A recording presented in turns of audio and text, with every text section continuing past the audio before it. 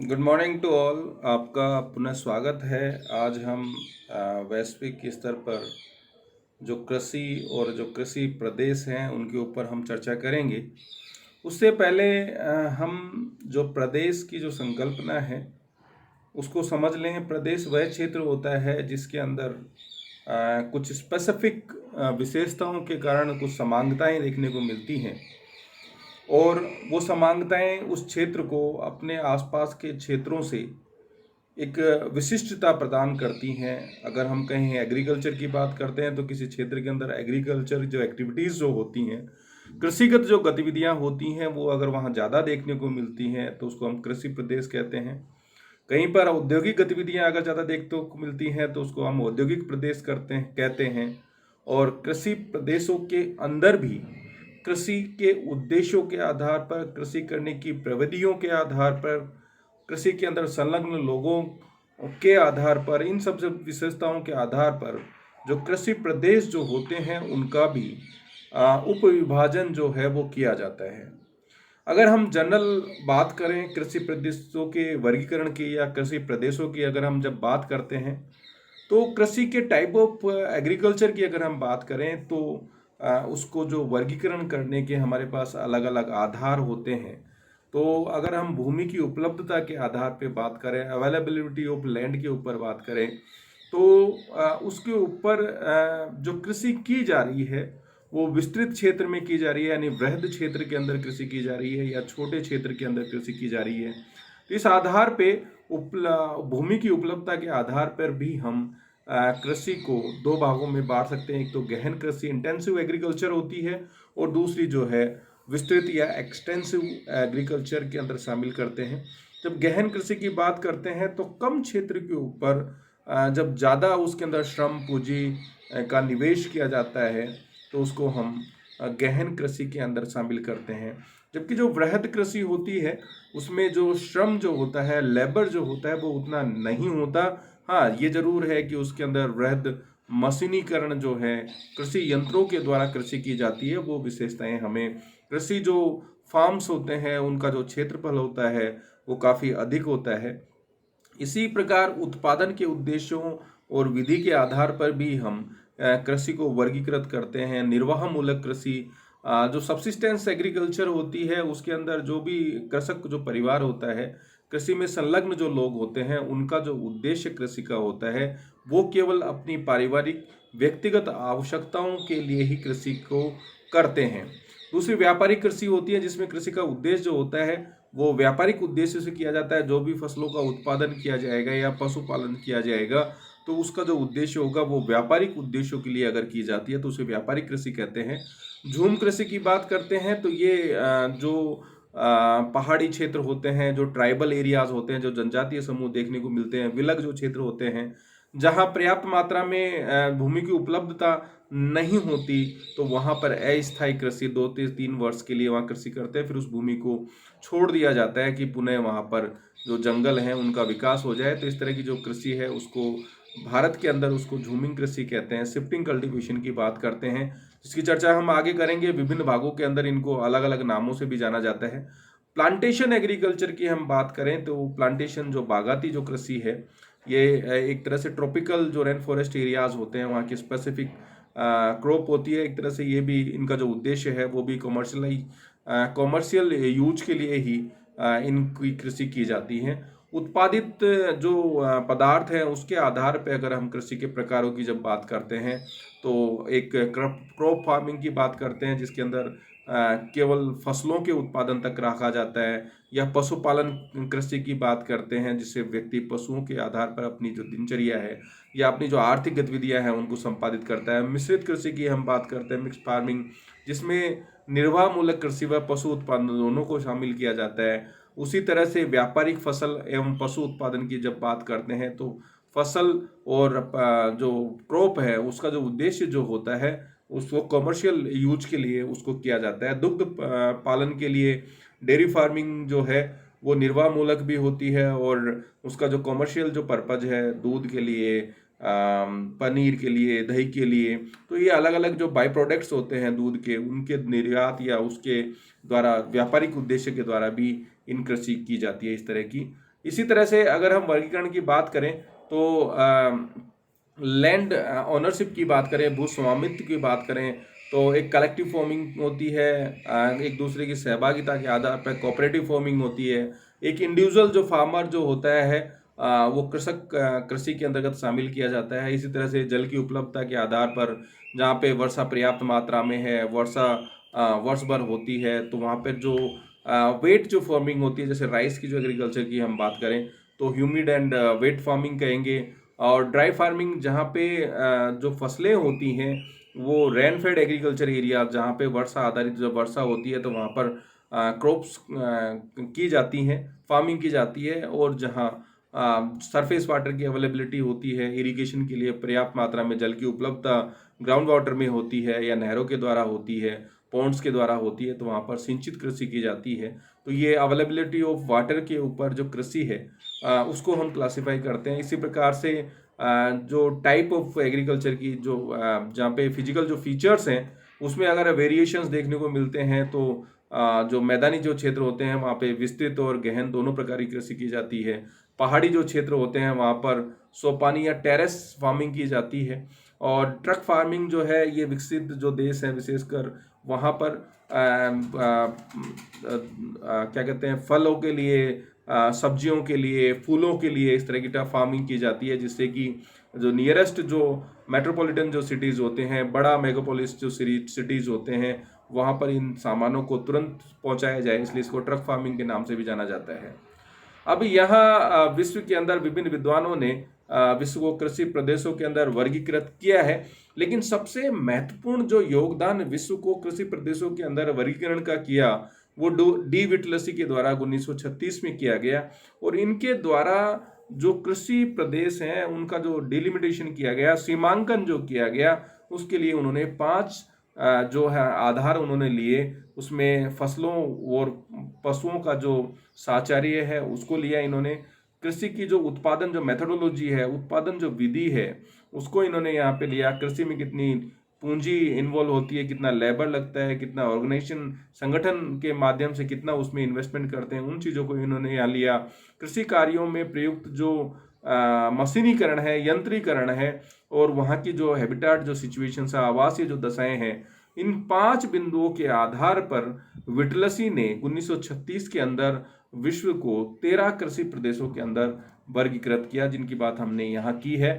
अगर यहाँ हम एक एक का वर्णन भी करेंगे, लेकिन फिर भी चलिवासी पशुचारण, व्यापारिक पशुपालन, स्थानांतरित कृषि, प्रारंभिक स्थायी, चावल प्रधान गहन, चावल विहीन गहन, व्यापारिक जो बागाती भूमध्य सागरीय, व्यापारिक अनुत्पादक कृषि, पशुपालन निर्वाह, तो कई कृषि प्रदेशों को हमने एक में दूसरे में समाहित भी किया है। व्यापारिक दुग्ध पशुपालन कृषि प्रदेश, विशिष्ट बागानी कृषि प्रदेश, इस तरह से यहाँ पर 13 प्रकार के कृषि प्रदेशों के अंदर विटलसी ने विश्व को वर्गीकृत किया। या हमने उसको मैप के माध्यम से भी जो विभिन्न जो कृषि प्रदेश हैं उनको यहाँ हमने दिखाने की कोशिश की है।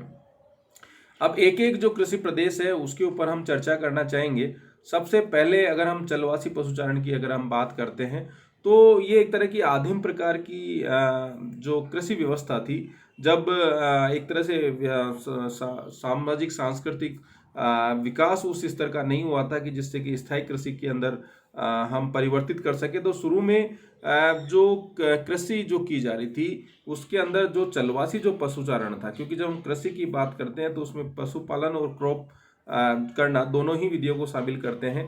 तो यहाँ जो नोमैडिक जो हर्डिंग तो जो क्षेत्र थे वो शुरू के अंदर जैसे जैसे उनको पानी की उपलब्धता होती, जहाँ पे ग्रासेस वगैरह उपलब्ध होती, तो वहाँ पर जो पशुओं को लेकर जो कृषक थे स्थानांतरण किया करते थे। अगर वर्तमान में भी इस तरह की अगर हम बात करें कि जो चलवासी जो पशुचारण देखने को कहाँ कहाँ मिलता है, तो विशेषकर जो शुष्क मरुस्थल हैं या उष्णकटिबंधीय जो ग्रासलैंड्स हैं वहाँ, या पर्वतीय जो क्षेत्र हैं, या ठंडे जो टुंड्रा क्षेत्र हैं, वहाँ पर अभी भी इस तरह का चलवासी जो पशुचारण है हमें देखने को मिलता है। शुष्क मरुस्थल की अगर हम बात करें तो अरब के जो रुआला जो बद्दू हैं, जो ट्राइब्स हैं, उनकी में ऊँट पालन जो है उसके अंदर ये चलवासी काम करते हैं। मध्य एशिया के जो सेमी एरिड जो एरियाज हैं, अर्ध शुष्क जो क्षेत्र है, वहाँ पे जो किर्गिज जो लोग हैं मध्य मिडिल एशिया के, वो भेड़ों और बकरियों का पालन करते हैं। ये किर्गिज जो चरागाह के खोज में मौसमी स्थानांतरण भी करते हैं। ईरान के जो कुर्द जो लोग हैं उनके द्वारा भी चलवासी पशुचारण किया जाता है। अगर हम ट्रॉपिकल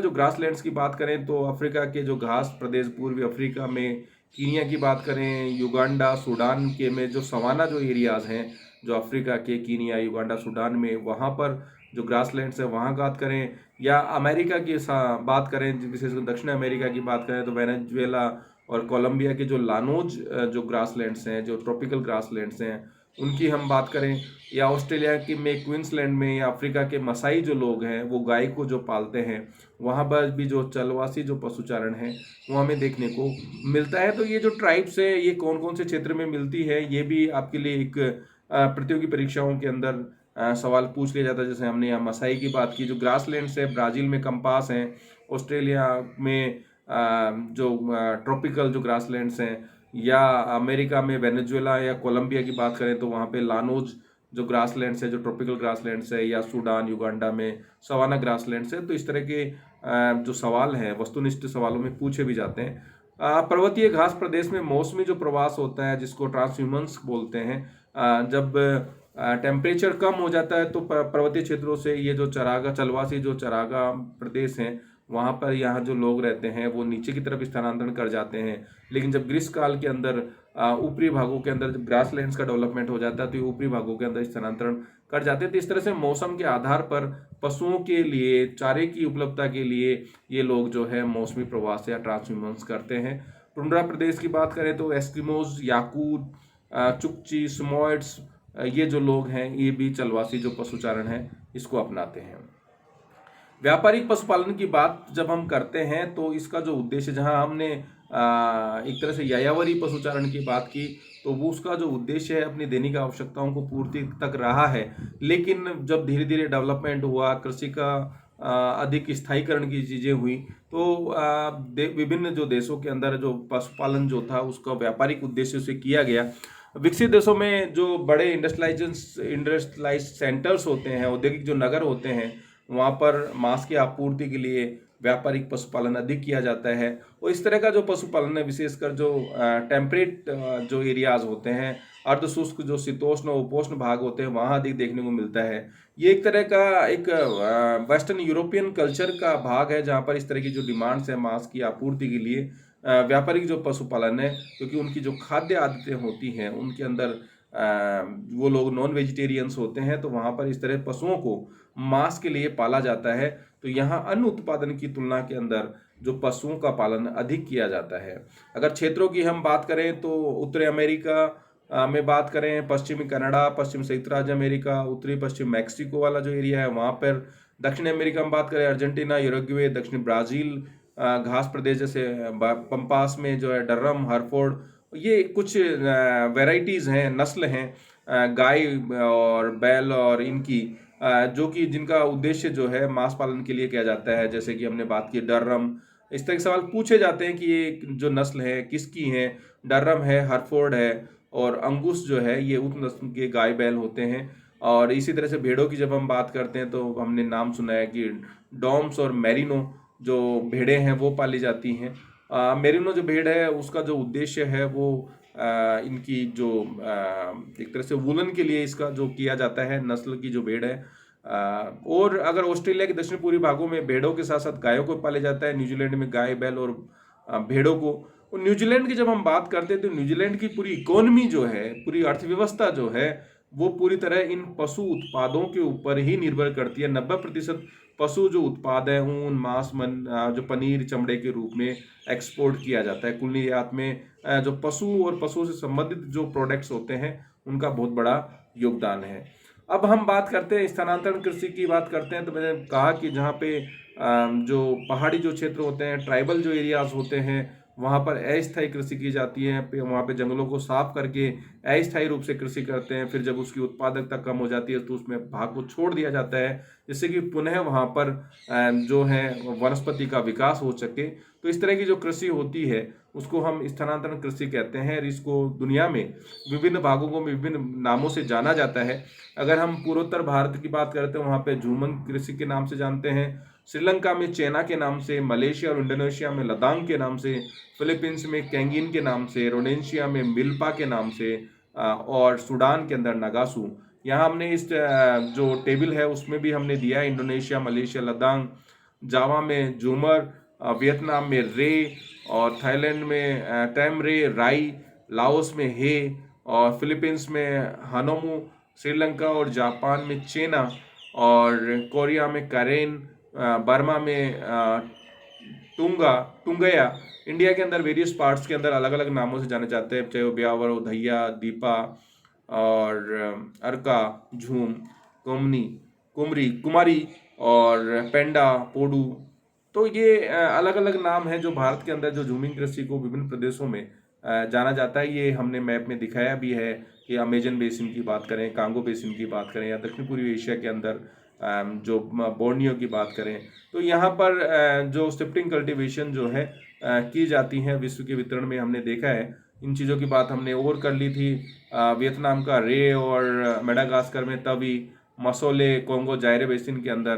तो ये कुछ फैक्ट्स हैं जो आपसे मैक्सिको और सेंट्रल अमेरिका अंदर मिलिया और ब्राज़ील के अंदर रोका। तो इस तरह के जो सवाल है वस्तुनिष्ठ आप लोगों से पूछे जाते हैं। इस स्लाइड को आप स्क्रीनशॉट भी ले सकते हैं, जिससे कि आपको इस तरह के जो वस्तुनिष्ठ सवाल हैं कि कौन से देश के अंदर झूमिंग कृषि को किस नाम से जाना जाता है, तो आपके लिए आसान होता है।